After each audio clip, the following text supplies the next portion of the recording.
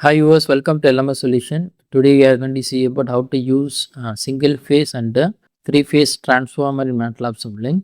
In this video we are going to discuss about how to set up the transformer for a step up operation as well as a step down operation. First I am going to explain about how to use that three-phase transformer. For that you go to Simscape, that means you go to specialized power systems. The specialized power systems available in the inside the Simscape. Just you click Simscape and then go to electrical and then comes to a specialized power system and then you will see power grid elements. So I am working in this MATLAB 2022B version. In this version, go in that power grid elements. In that you can find out three-phase transformer, two winding. Just you drag and put it in that Simulink area. It is loading, wait for some time. Here you see that we are seeing that the three-phase two winding transformer. In this this is primary and this is secondary. When you click inside, you will see that parameter of that that means winding 1 and winding 2 detail. In winding 1 you can fix any configuration, that means star with neutral and then star with ground and then delta. That means in delta there are two configuration, D1 and D11. We can configure any type of network, whether it's a delta or a star. And also here also you can fix that delta star concept. Next one is here I am going to configure star ground, and then here you can fix the parameter of the power transformer. Here the first one is for fixing that nominal power of the transformer and frequency of that transformer. And winding 1 details, here you are going to fix the voltage, that means primary voltage 735 kilovolt, and then you have to fix R1 L1 value, and then here you see that secondary voltage, winding 2 is secondary voltage is 315 kilovolt.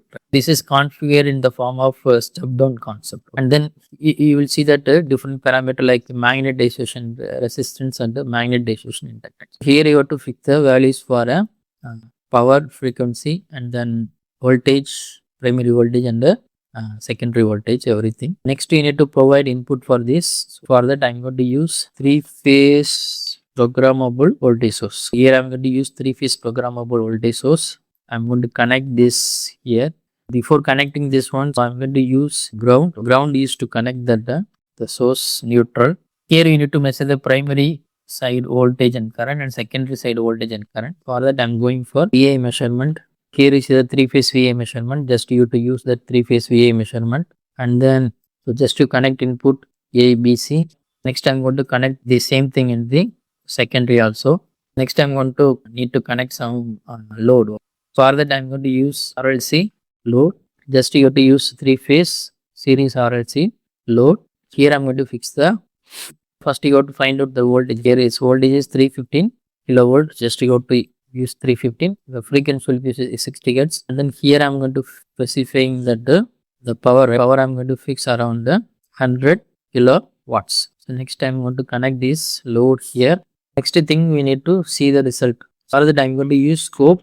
The scope is to measure the quantity of voltage and current. Here I am going to use number of port will be 4, and then layout I am going to use 4. That means I am going to measure the primary voltage and the primary current and secondary voltage and the secondary current. This is VP and this is IP. This is V plus and this is next thing you need to connect Powergui.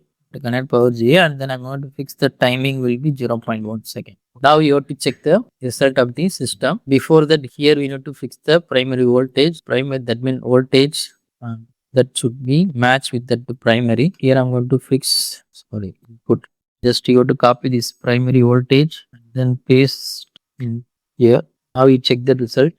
This is the result of the primary voltage and this primary current, and then here is the secondary voltage and secondary current. So you will see that detail rise, variation of that means you will see the voltage rises comes around more than 5 into 10 power 5. Here you see that voltage step down comes around around only 2.5 into 10 power 5. Voltage is step down in this system.